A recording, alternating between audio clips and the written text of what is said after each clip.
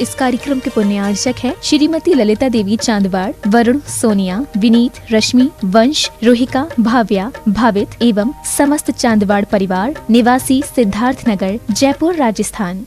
आंखें लाल हैं, मन भीतर, दोषी दोनों में कौन?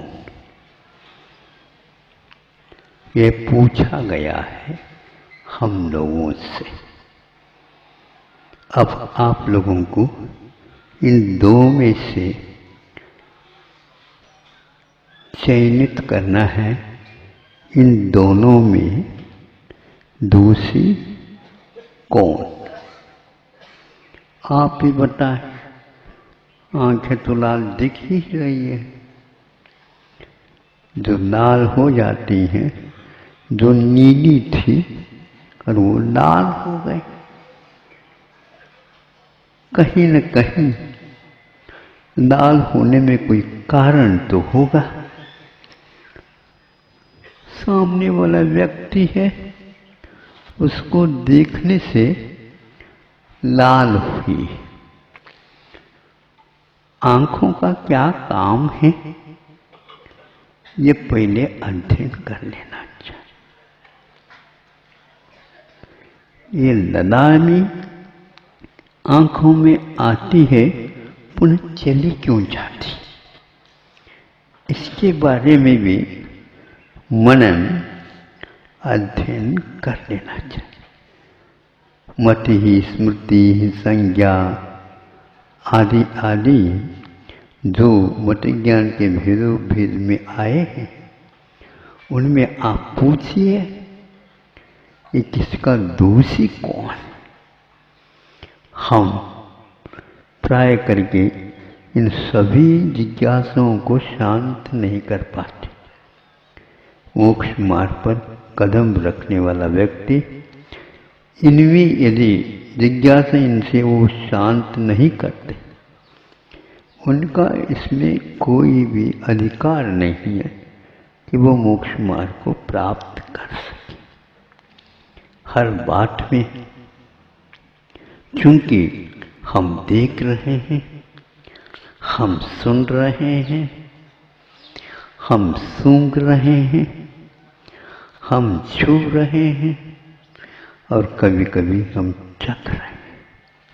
इन सब में निर्णय हम लोगों का सही कब होता है, और जब सही यदि होगा तो हम आग बबूले नहीं होगी। यहाँ पर भी बाद में जिज्ञासा रखी गई। पहले आप पहले के उत्तर अथवा जिज्ञासा के शांति के लिए खोज करिए। एक आध व्यक्ति को हम यही सुनते हैं, पर आज हमने अपने विषय में कुछ सुना, जब से सुना है क्या बताएं, भीतर से आग जल रही है। अच्छा, भीतर से आग जल रही है, ईंधन किसने पटका? ईंधन भी तो चाहिए, किसने पटका? वर्षा वैसे हो रही है और नीली थी, वह नीलिमा कहाँ चली गई? कभी पूछा आप लोगों ने? कभी उत्तर मिला आप लोगों को? दूसरे से आप उत्तर न मांगिए। ज्यादा डायरी भरने की कोई आवश्यकता नहीं। डायरी शब्द ऐसा कह रहा है कि डायरिया होने वाली।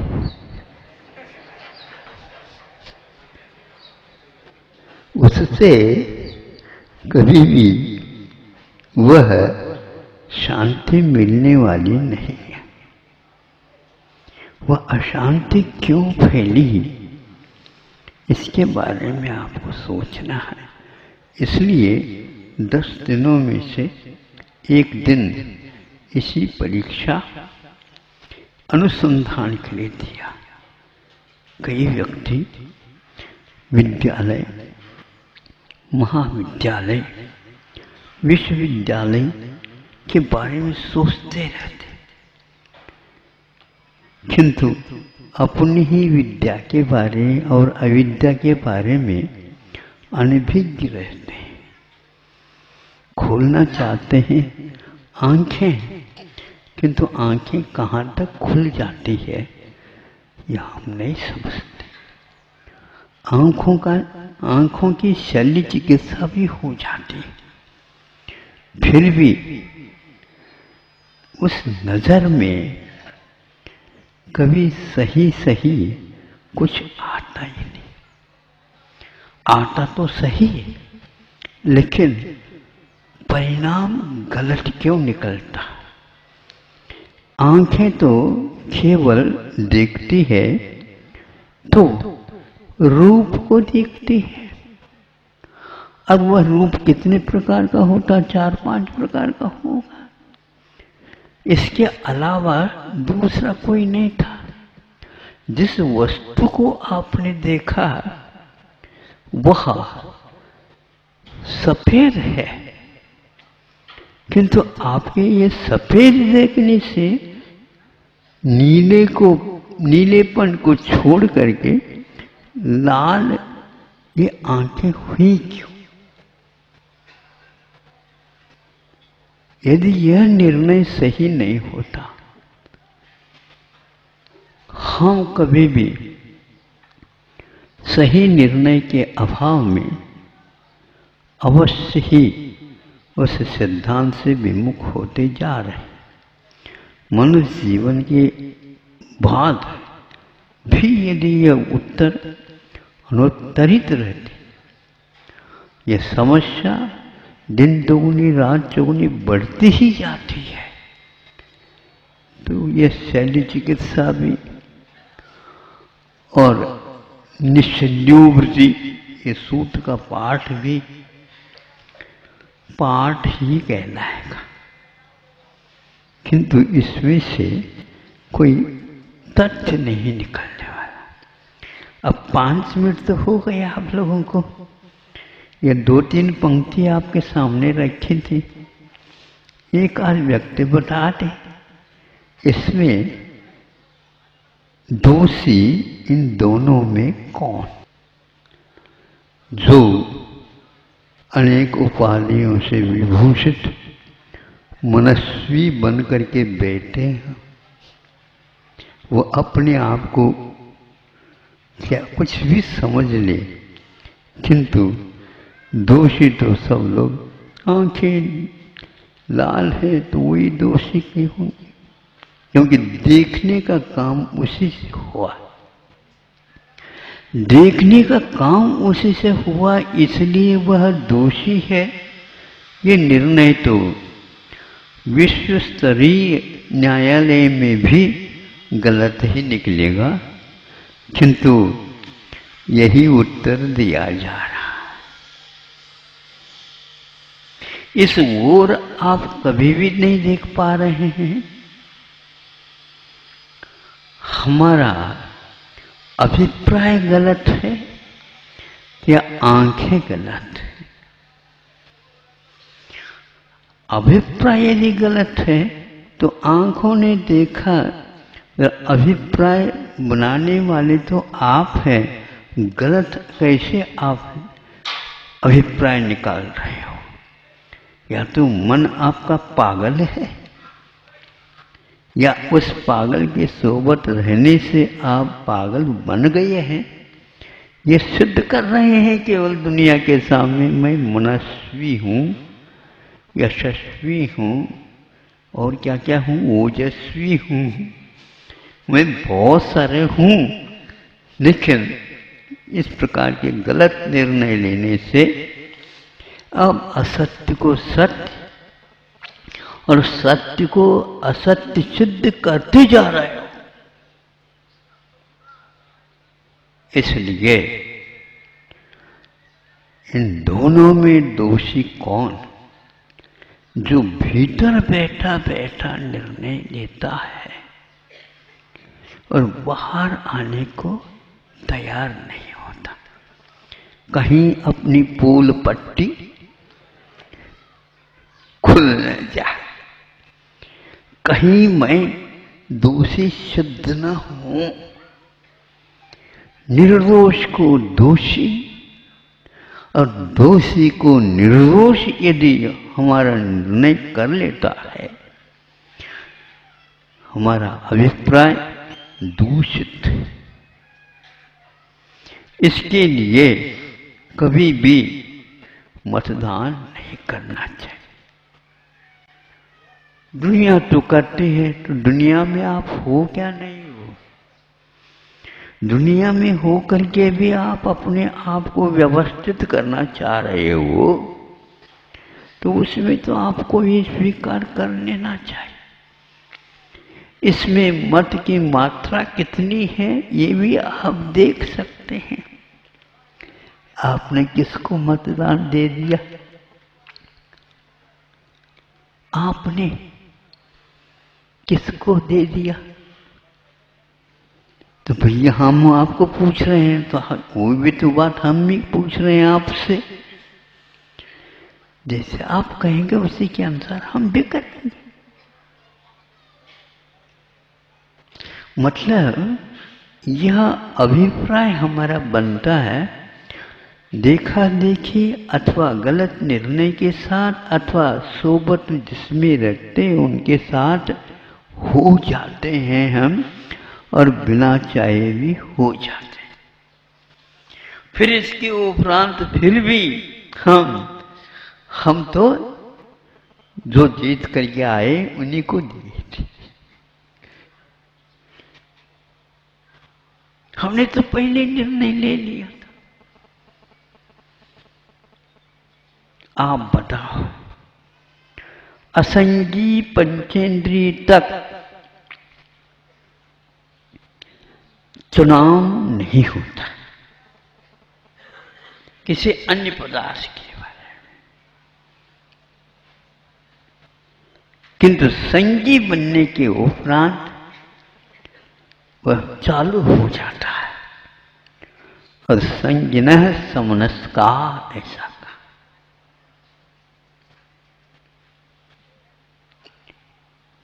जो संगी होता है वह मन वाला होता है, वह मन से रहित नहीं होता। मन भीतर, दोषी दोनों में कौन? आंखें लाल। क्रोध के आवेश में आए बिना आंखें कभी भी नीली आभा को छोड़ करके ललाई के रूप में परिवर्तित नहीं हो सकते। हमारे भगवान हमेशा हमेशा अताम्र नयनोत्पदा। हम भगवान के दर्शन करते हैं, अब क्या करते हो? भगवान की कभी आंखें लाल हुई क्या? उनके नाखून देखो और नेल पॉलिश लगाना छोड़ दो। कभी भी उनके हमेशा हमेशा लाल सुर्ख, किंतु होंठे भी नाखून भी सारे के सारे, किंतु उनकी आंखों में करुणा तो भरी हुई है, किंतु अरुणाई नहीं है। तरुणाई तो रग रग में टपक रही। वो लाल क्यों नहीं दिखते? इतना खून उनके भीतर यदि है तो। आचार्य कहते हैं यह परिवर्तन केवल शरीरगत नहीं है, मनगत है, और उनके पास संगीपन भी नहीं है। उनके पास संगीपन नहीं है और फिर भी वे मन वाले हैं, यही कमी हमारे बीच और उनके बीच में है। हम अपने आप को सुधारना चाहते हैं, दूसरे के सुधार को गौण कर दो, अथवा जिसकी आंखें कभी भी लाल नहीं होते हैं उसकी गुणगान करना प्रारंभ कर दो। पढ़ने की अपेक्षा से भगवान के बिंब को आप पढ़ने का अभ्यास करो। इसमें सबसे जल्दी आपको निर्णय लेने में सुविधा होगी।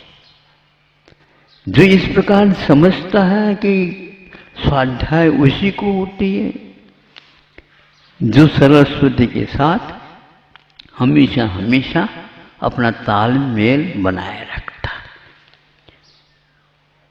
जिसकी वाणी है उसको देखने में आनंद नहीं आ रहा, और जिसकी वाणी में आनंद आ रहा है तो कहीं न कहीं और गलतियां हैं। ये मनगढ़ंत उसका चयन है, अपने अभिप्राय के अनुसार वह सोच रहा है। तेजयंत भी जिसके देखने से लाल आंखों को छोड़ करके, कोई से छोड़ेगा, शल्य चिकित्सा हो गई? नहीं, उसके शांति को देख करके वो सोचता है संसार में यही एकमात्र तत्व है। समंतभद्र महाराज ने इसी को तत्व घोषित किया। ये भ्रांति है आप लोगों की। मन विक्षिप्त हुआ, आपका तत्व कहीं न कहीं प्रक्षिप्त हुआ है अन्यत्र, जिसको मिथ्यात्व बोलते हैं, जिसको दोष बोलते हैं, जिसको छूना नहीं चाहिए ऐसा घोषित किया गया है, आप उसी को स्वीकार करते हो। इसलिए भगवान को देख करके अध्ययन करो। अताम्र नयनोत्पलम, और हम अपने हृदय को साफ करने का, समंतभद्र महाराज ने इसी को तत्व घोषित किया। ये भ्रांति है आप लोगों की। मन विक्षिप्त हुआ, आपका तत्व कहीं न कहीं प्रक्षिप्त हुआ है अन्यत्र, जिसको मिथ्यात्व बोलते हैं, जिसको दोष बोलते हैं, जिसको छूना नहीं चाहिए ऐसा घोषित किया गया है, आप उसी को स्वीकार करते हो। इसलिए भगवान को देख करके अध्ययन करो। अताम्र नयनोत्पलम, और हम अपने हृदय को साफ करने का प्रयास करें। वो तरंग उठती क्यों? हृदय में आना हमारी वश की बात नहीं है, आएगी। वो बंधा हुआ है तो आएगी। अब ने अपनी तरफ से ऋण लिया है तो देने वाला आपको आपके पीछे पड़ेगा। यदि आप नहीं लेते ऋण तो बैंक आपको नहीं कहेगा कि ऋण ले लो, हाँ इतना लोभ तो दे सकता है। तो आपके पास लोभ है इसलिए वह कह रहा, हमारे पास आकर के नहीं कहता। वो सुन रहे हो आप लोग? वो बैंक वाले आपके पास जा करके क्यों कहते हैं? अब लोन ले लो, लोन ले लो, लोन ले लो। महाराज, आप अपने शिष्यों को या और जो श्रावक आते हैं उनको कह दो, प्रेरित करो, उस बैंक में जाओ, उस बैंक में जाओ, उस बैंक में जाओ, लोन ले लो, लोन ले लो। आलूना क्यों खाते हो? सलोना खाओ ना। समझ में आ रहा है? अच्छा, वो समझ में आने वाला भी बहुत समझदार लगता है। अच्छे से आ रहा है, बहुत अच्छा है। ये मन में संकल्प आया क्यों? इसका नाम फितूरी है, फितूरी। दुनिया को धोखा देने की बात करते हो। जो धोखे में आते हैं वो कर्म के उदय में आते हैं, ये तो सिद्धांत कभी भी भूलो नहीं। है तो ऐसा ही, फिर तो क्यों लगाते हो? ऐसा ही है कहो ना। स्वामी समुद्र में कहते हैं जो ही के स्थान पर तो लगाता है वह गड़बड़ कर रहा है, वह अपने श्लोक को नहीं समझ रहा है, उसका गला घोट रहा है। इदम एव ईदृशम एव, ये क्यों कहा गया? ये ऐसा ही है तो अपना तो लगाता है ये। लेकिन परंतु नहीं समझे तो ये सारे जो है ना, ये अर्थ नहीं देते, इन नकारते। फिर बाद में जो है सो है। यह दुनिया की रीत है। तो आप लोगों ने तो निर्णय लिया ही होगा, मन को दोषी माना। इंद्रियां दोषवान नहीं होती, उनका नियम है नियत विषयानि इंद्रियान, और नियत विषयानि मन। अनियत जो होता है वह मन होता है, और नियत विषय वाले और नियत प्रदेश वाले वह नीति से वो हटते नहीं कभी, इसलिए उनको नियत कहा। मन को नियत नहीं कहा, उसको हम पकड़ ही नहीं सकते। दूसरे को पकड़वा करके वह, हम तो बिल्कुल, हाँ तुम आप तो साबुत हो, साबुत भी निकलते हुए ये बात अलग है। जल्दी करो, ये कहना चाहता हूं। इंद्रियां कभी भी रूप को रूप ही देखते, आंख रस को रस ही के रूप में चखते हैं। चटक मटक जो हुआ यह आंख का काम नहीं और जुब्बा का काम नहीं, यह मन लहर में है, और वह भीतर बैठे बैठे जहर घोल रहा है, और आप उसको अच्छे ढंग से खा रहे। जिस समय वो उदय में आएगा तो मालूम पड़ेगा कि क्या हो गया है। हाँ, कर्म जनित है, लेकिन कर्म तो सबके पास है ना, कर्म तो सबके पास है। संयम के माध्यम से उसको नियंत्रण में रखना, यही मोक्ष मार्ग होता है। बाकी कर्मों को साफ करने की कोई आवश्यकता नहीं, साबुन सोडा लगा करके कर लो आप। हाँ, साफ होते ही नहीं वो कभी। और यदि यह अभिप्राय हुआ तो साफ अपने आप ही होने लग जाता है। इसलिए न सूरत बुरी है, न सीरत बुरी है, न सूरत बुरी है, न सीरत बुरी है, बुरी तो वह है जिसकी नीयत बुरी है।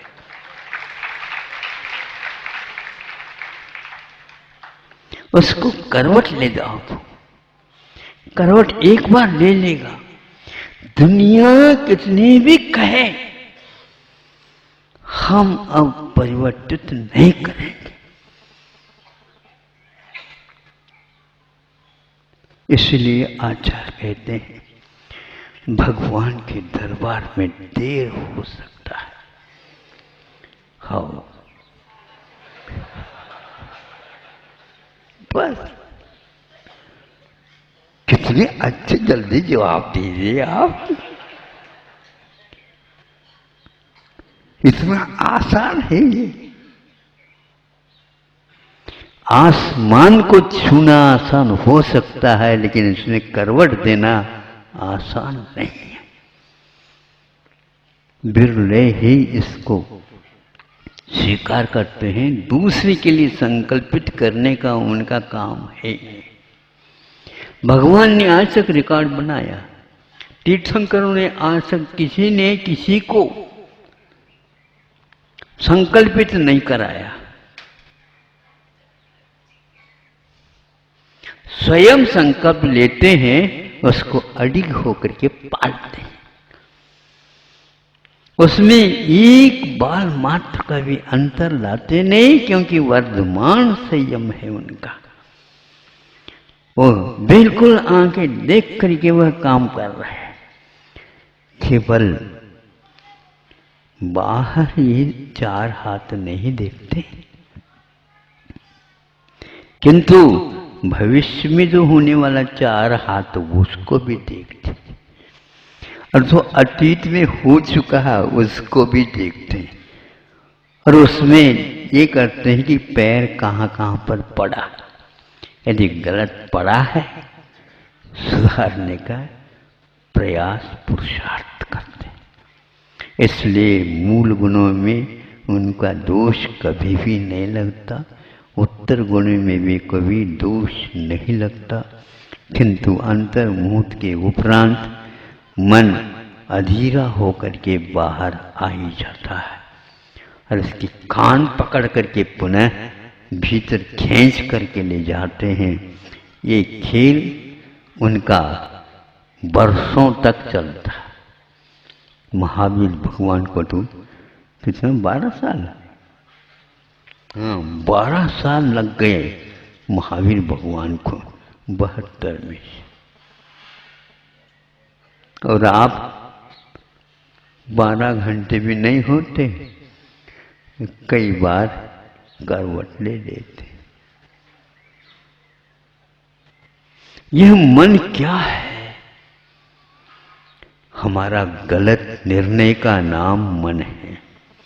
हम बार बार गलत लेते हैं, उससे उसकी पुष्टि हो रही है। एक बार भी गलत निर्णय को हम ठीक कर देते हैं, दोबारा उसमें अनुपात अवश्य कम होगा, तीसरे बार में और अनुपात कम होगा, क्योंकि प्रत्याख्यान के साथ हमने इरादा लिया। इसलिए कभी भी किसी से वो दीक्षित नहीं होते, कभी भी उन्होंने अपने वचन नहीं दिए किसी के, किंतु एक को ही देते हैं जिसको हम एक प्रकार से जिनवानी बोलते हैं। माँ के समान समझ करके वो जो लिखा है या वो जो बताते उसी के अनुसार उनकी चर्या बनती है, इसलिए दूसरे के लिए अपनी चर्या वो बताते भी नहीं और दिखाते भी नहीं, और उनका वह चलता रहता है। क्या अद्भुत साधना है! और आपको संतुष्टि मिल कैसे सकती है इन दोषों के भंडार के साथ? यही संकल्प है इसका कि मैं कम करूं, यह भी कम बात नहीं है।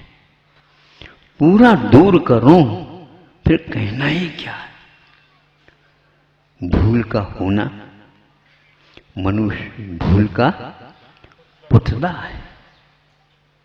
हाँ, इन पुतलियों में ही भूल है, वहीं से तो झांक रहा है वो अभिप्राय वाला। आशय, अभिप्राय, अंतरंग, अनंग, क्या क्या इसके नाम हैं और इसकी क्या क्या करतूतें हैं। भांति भांति के भ्रांतियां, तरह तरह के चाल, नाना नारद नीतियां, ले जावे पाताल। ये है इसके क्या तरह तरह के चाल है, बदलता रहता है। ऐसे क्यों? स्वभावत्वात्। वह भी मन वाले हैं, लेकिन उन्होंने अपने ऊपर नियंत्रण किया, इसीलिए उनके मूल और उत्तर गुण में कभी भी दोष नहीं लगते। और प्रमाद होना ये स्वभाव है, ये पुतला है, मनुष्य भूल का पुतला है, ये नियंत्रण नहीं हो सकता। हाँ, अंतर मुहूर्त में जो होता है उनके द्वारा दोष यदि लगते हैं तो इतना ही लगते हैं, जम्भाई आ जाए पानी पीते समय, अथवा श्वास लेना पड़े तब मुंह में घूंट नहीं ली जाए। घूंट ले ले और उसी समय श्वास भी ले ले, ठसका अवश्य लगेगा। एक काम एक समय में होता है, ये पक्का है। इसलिए सावधानी से जो पानी पीता है, खान पान करता है, वो ठीक ठाक रहता है। और जल्दी जल्दी खाता है, उसमें ठीक ठाक क्या करना, ठोंक ठाक करके भी ठीक नहीं कर सकते। फिर इसके लिए विश्वविद्यालय हैं और महाविद्यालय है, महावेद्य को ढूंढा जाता है, ये सब टाइटल उपाधियां लग जाती। तो अब अंतर मुहूर्त परिवर्तन्याः, ये आर्ष सूत्र है। अंतर मुहूर्त में लेशाओं को परिवर्तित करते हुए उपयोग उसी के अनुसार ही चलता है।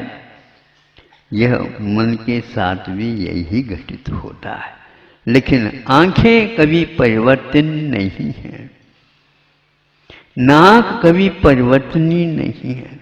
अरे एक सेकंड के लिए भी नाक के लिए परिवर्तित हो जाए, नाक कट जाए। हाँ, यदि किसी की कट भी जाए तो भी वह नाक की एक नकल करता रहता है, मेरे पास है नाक। हो, इस नियमरण के बाद बड़ी नाक मिलेगी आपको, सूंड की। हाथी के पास जो सूंड है, जिसने अभिमान किया, उसको अब नाक रगड़ते हुए जाओ। कहां कहां पर जाओ? दूसरों की देहरी तक जाओ। बोले स्वामी के लिए नमोस्तु कर दे, हो उठा दिया, पहले नाक को उठाता है, उस नाक के माध्यम से वह दर्शन करता। आप सोचिएगा, अपने भीतरी तरह तरह की चाल है, भांति भांति की आप भ्रांतियां हैं, भ्रांतियों के ढेर हैं हम लोग। एक बार तो सही सही निर्णय पर आ जाओ तो आंखें लाल हैं, मन भीतर, दोषी दोनों में कौन? यह हाइकु 17 अक्षरों वाला आपको पूछ रहा है, वह आपको ही पूछ नहीं रहा है। सबको पूछ रहा है। आपको यदि पसंद आए है तो सर्वाधिकार हमारा कोई सुरक्षित नहीं, आप ले जा सकते हो। और ये ध्यान रखना, आपने आधा घंटे से भी ज़्यादा इसको दे दिया, हमने उदारता के साथ आपके लिए। आप सोचिएगा, अपने भीतरी तरह तरह की चाल है, भांति भांति की आप भ्रांतियां हैं, भ्रांतियों के ढेर हैं हम लोग। यह हाइकु 17 अक्षरों वाला आपको पूछ रहा है, वह आपको ही पूछ नहीं रहा है, सबको पूछ रहा है। आपको यदि पसंद आए है तो सर्वाधिकार हमारा कोई सुरक्षित नहीं, आप ले जा सकते हो। और ये ध्यान रखना, आपने आधा घंटे से भी ज़्यादा इसको दे दिया, हमने उदारता के साथ आपके लिए इतना समय दे दिया ताकि हम अपनी भूल को समझ सके। क्रोध आ जाता झट से, प्राय करके क्रोध कहाँ पर दिखता है तो सर्वप्रथम आपको ये महसूस होगी, नाक एक प्रकार से मरोड़ते हैं, फूल जाता है, इसमें नाक में वो गुस्सा आ जाता है। कवियों ने इसको नाक की अनी पर क्रोध एकदम झट से आता है। अब ये भी ध्यान रखना, थोड़ा से भी तापमान बढ़ जाता है, नहीं समझे, पसीना आता है तो नाक के अनी के ऊपर ही प्राय करके आता है। आपने कभी देखा, महसूस किया? हाँ, वहीं पर आता है, वहां पर तपाने की कोई आवश्यकता नहीं, अपने आप ही गर्म होता है, गुस्सा वहीं पर रहता है, उसका विश्राम स्थान वही है। उस नाक को देखते ही फिर क्या, गोद में बैठ करके दूध पीने वाला भी लड़का निर्णय ले लेता है, कुछ होना है अब, नहीं समझे। जब दूध पिलाते पिलाते वह कुछ गंभीर हो जाती है, आप सुन रहे हो? हाँ, गंभीरता से सुन दो। यदि गंभीर हो जाती है तो दूध पीना वो बंद करता है। ये गंभीरता क्यों आ गई? और वह देखने को मिला, धीरे से वह लड़का गोद से खिसक जाता है।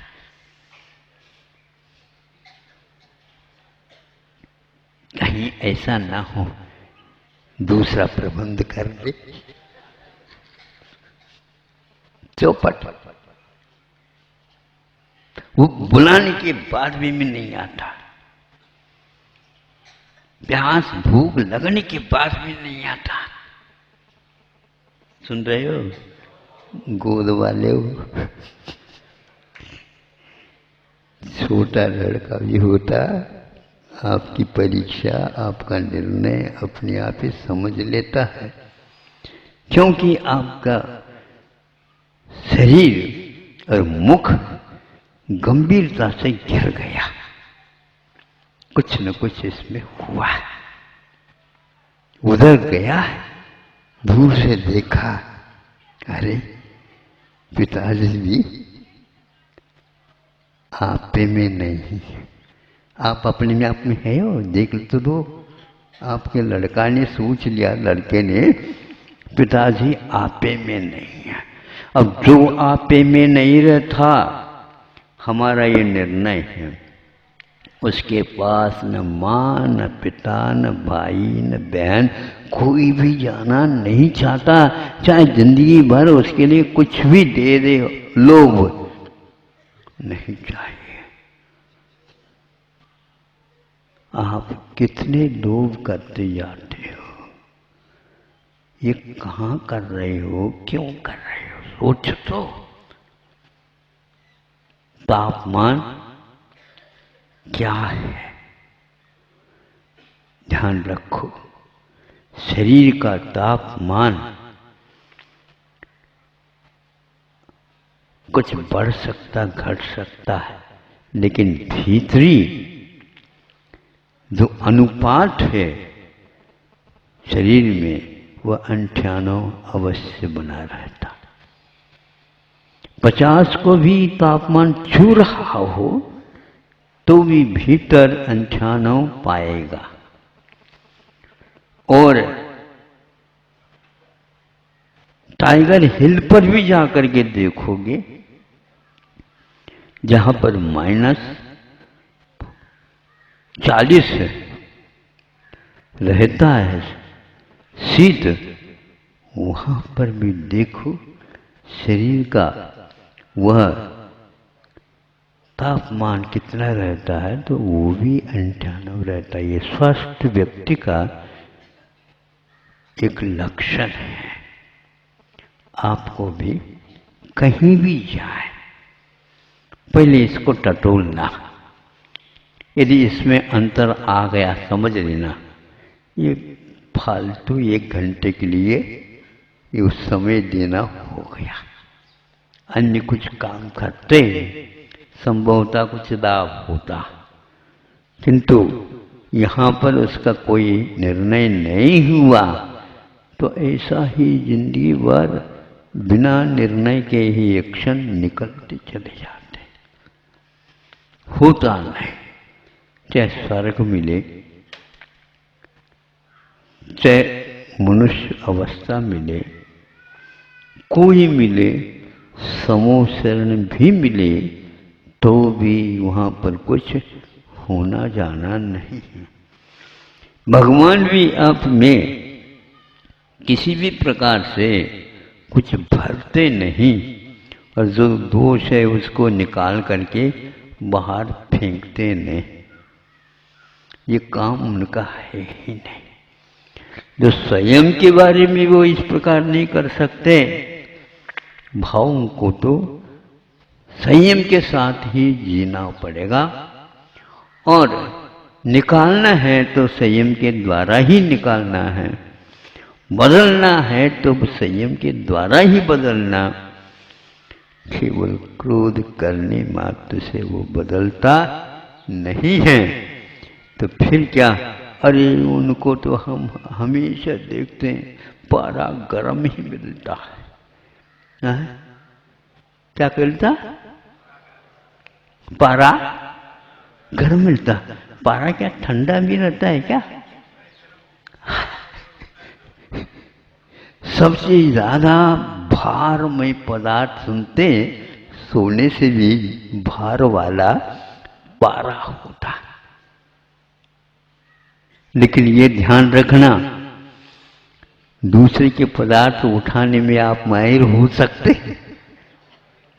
लेकिन हमें दिखा दो अपने अंगुष्ठ और चुटकी बजाने वाले कोई उंगली, उसके माध्यम से चिमटी से ले लो, बता दो।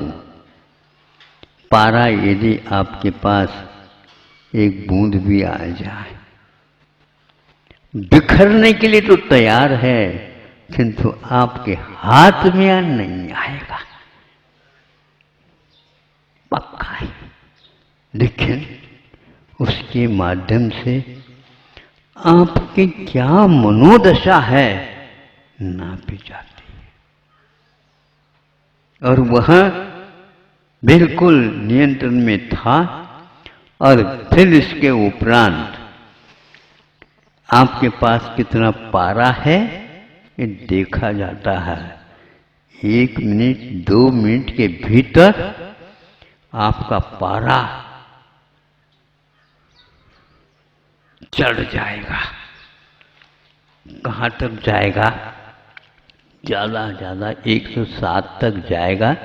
फिर इसके उपरांत आज तो श्रेणी तो मनती नहीं, कोई नहीं रुक सकता। सात के बाद अप्रमत्त अवस्था हो गए, फिर पैरों से चलना नहीं होता, जो कुछ भी चढ़ना और उतरना है कहां तक है? छठी सातवें 19 तक जब श्रेणी मर जाएगी तो वह ऊपर ऊपर चढ़ता है अंतर्मुख के लिए। यदि ऊपर और चढ़ा नहीं, नीचे आएगा बिल्कुल। हाँ, ये क्या है? अपनी आप चढ़ा है क्या? बताओ। थर्मामीटर गर्म हुआ क्या? दूसरा और कोई गर्म हुआ? यह जो संतुलन इसमें बता रहा है वो किसका है? तो बताते हैं यह कभी भी झूठ नहीं बोलता, ये कभी भी झूठ नहीं बोल सकता। यदि वह झूठ बोलने लग जाए तो दवाई सारे फेल हो जाए। इतना भारी भी आपके थोड़े से तापमान कह रहे हो आप, ये थोड़ा तापमान है क्या? जो अपनी उंगलियों की पकड़ में नहीं आता था और वह आज आपके बुखार की पकड़ में आ गया, ये सही निदान कहलाता है। और इस सही निदान को जो स्वीकार कर लेता पक्का है वो निरोग बनने में देर नहीं लगाता। इतना पर्याप्त है, मैं समझता हूं। आपका पूर्ण समय हो गया है, क्योंकि आप लोगों ने बहुत बड़ा पुरुषार्थ करके एक दिन के लिए उत्तम क्षमा के स्वरूप को सुन रहे हैं, पर आज सुन ही नहीं रहे हैं, किंतु भीतर से भी हमारा कुछ हो रहा है। इसलिए तो हमने कहा है कितने अनुपात से है आप ही निर्णय ले लो, क्योंकि आपके भीतर आने का हमारी अधिकार भी नहीं है और हमारी सीमा के भीतर मत जाओ ऐसे आगम की आज्ञा है। आपके आंगन तक तो हम आ सकते हैं, लेकिन भीतरी आंगन तक नहीं जा सकते हैं। परमिशन वहां पर नहीं दी गई है। कभी कभार थोड़ा सा झांक ले खिड़कियों से, दरवाजे से, उसको भी दोष माना। फिर भी मैं यहाँ पर आपके आंगन तक आया हूँ, इसके लिए थोड़ा वह एक दो बार इस प्रकार कहा करके अपनी परछाया दिखा सकता है, ताकि वह बाद में पश्चाताप न कर ले। इसके आगे उन्होंने कुछ भी नहीं कहा।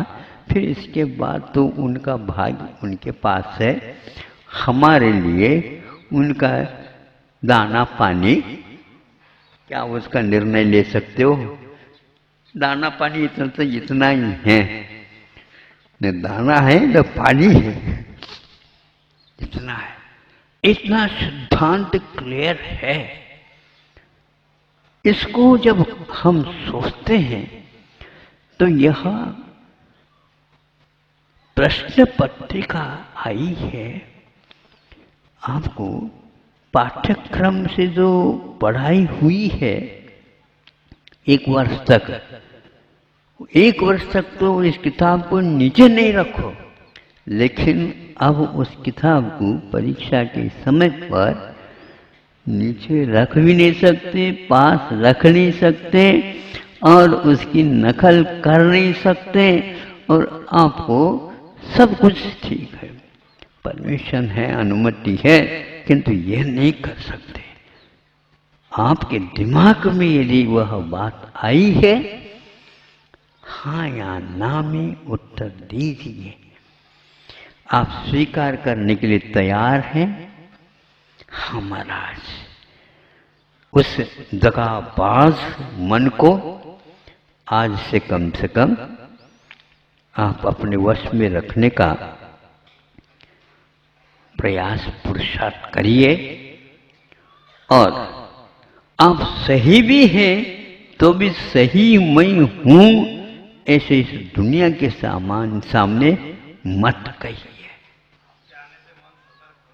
असतर्क हो रहा है, नहीं समझे? सतर्क का तो तर्क करना सीख लिया उसने। हाँ, सतर्क का अर्थ जागृत होना चाहिए, सावधान होना चाहिए। और वह सावधान उसी को बोलते हैं पर की ओर ना देखो। यदि पर की ओर देख करके अपने आप को सुधारना चाहते हो तो गुणों को ढूंढो। यदि पर के गुण यदि दोष में नहीं आ रहे हैं तो दोष तो बहुत जल्दी आएंगे। इसलिए आप दोषों की ओर मत जाओ, क्योंकि दोषों के भंडार स्वयं भी है। ऐसी स्थिति में उन दोषों के भंडार में से कुछ तो कम करें, और अवश्य ही एक बार कम करना प्रारंभ कर देंगे, आपको लगेगा हाँ इसमें जो संतुष्टि मिलती है इस संयम से वो अन्यत्र किसी भी प्रकार से नहीं मिलती है। यह कठिन साधना तीर्थंकरों ने भी की है और ये महाव्रत उनके हैं, लेकिन महाव्रत का पालन करने से ही संसार को मालूम पड़ा कि ये महाव्रत होते हैं। इसलिए उनको महान, पावन, पवित्र माना है, क्योंकि गुणों की उपासना करने से ही पवित्रता आती है, दोषों का निष्कासन होता है।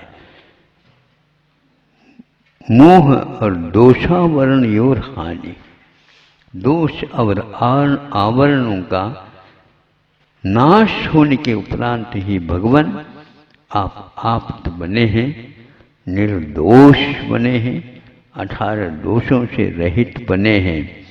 आपकी आंखें लाल हुई हैं तो यह भीतरी मन का परिणाम है, और आंखों को मलो नहीं, अपनी आप ही वह पुनः पूर्व स्थिति पर जाएगी, और आप अपने मन को मलो, मर्दन करो और खबरदार कहो, तुम्हें अब किसी भी प्रकार से तुम्हारे लिए समर्थन नहीं दिया जाएगा, बहुत हो गया। अब हम तुम्हारी चाल को समझ चुके हैं, अब तुम्हारी चाल को हम समझ चुके हैं, तुम्हारी चाल में हम नहीं आने वाले हैं, हम भी कुछ शतरंज खेलते हैं। अहिंसा परमो धर्म। इस कार्यक्रम के पुण्यार्चक थे श्रीमती ललिता देवी चांदवाड़, वरुण, सोनिया, विनीत, रश्मि, वंश, रोहिका, भाव्या, भावित एवं समस्त चांदवाड़ परिवार, निवासी सिद्धार्थनगर, जयपुर, राजस्थान।